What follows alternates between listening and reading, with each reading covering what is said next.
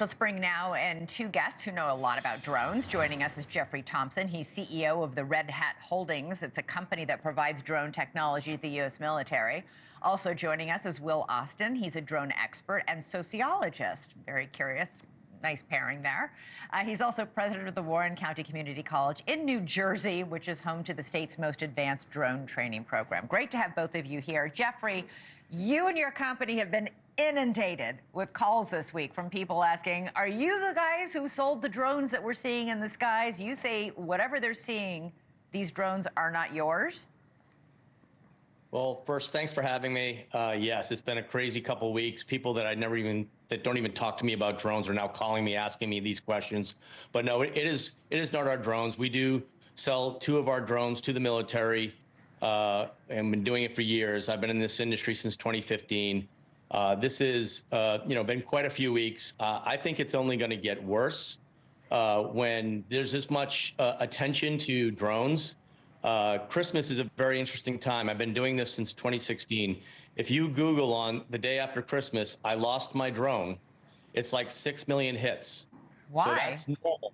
After this, everyone's going to be in the air. This is going to be really bad, really quick. But why Christmas? What am I missing?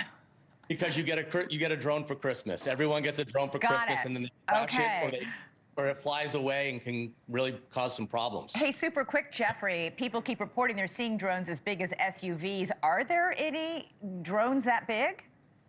I can't find one. If the flight, the way these things are flying, a drone that's going backwards and forwards, the size of a small bus, there's not one built that can do that. Not that I'm aware of, and I've been doing this for a long time.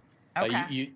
Be the size of a small bus, it would have to be more traditional fixed wing or a helicopter. It's not going to be a drone, whether it's got 4, propellers or 20 propellers. You're not going to find a small bus like that. Will, you are both a drone expert and a sociologist, as I said, and you say you think that we're witnessing a case of mass sociogenic technophobia, a modern form of basically shared panic driven by fear of technology. What do you mean? Explain this. I don't like to call it panic per se, but I do think what we're going through is this is a brand new technology. Most of people's access to it has been through media where we see them used as weapons of war. And people don't really realize that the amount of commerce that can be done with this, the amount of innovation that can happen.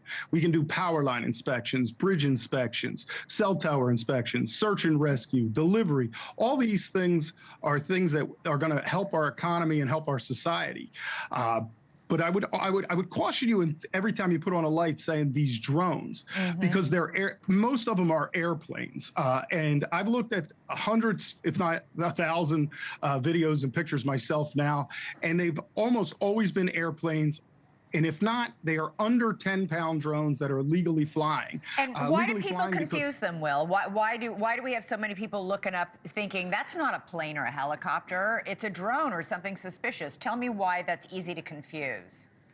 It's very easy to confuse when you get up there, because really all you can see is lights. And if your drone is small and it's at about 400 feet and your jet above you is at 10,000 or more feet above the earth, what you're going to do is they're going to look the same, because the plane is going to look smaller than it is, and the drone is going to be bigger than you would think, because it's not as high up in the altitude as the airplane. So we've actually taught at night where we've gotten confused ourselves, where the plane goes over the drone, and then it's like, okay, which one was my drone, which one was my plane? And this comes from something called the parallax effect, which can make drones look like they're, or rather planes look like they're standing still. It can make them, it's an optical illusion that people are experiencing.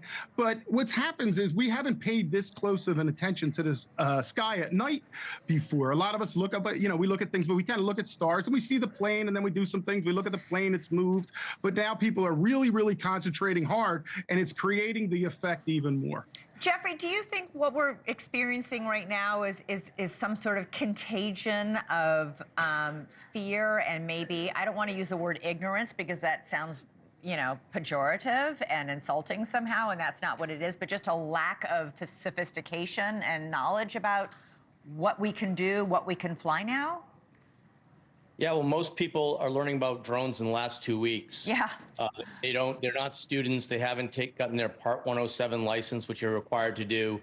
Most people don't fly at night. If you're going to try to do something that you don't want people to see, you can fly during day with as the other guest was saying, drones below 10 pounds. If they're 400 feet in the sky at daytime, you can't see them at all. Yeah. If you want attention from your drone, fly it at night because the lights are on.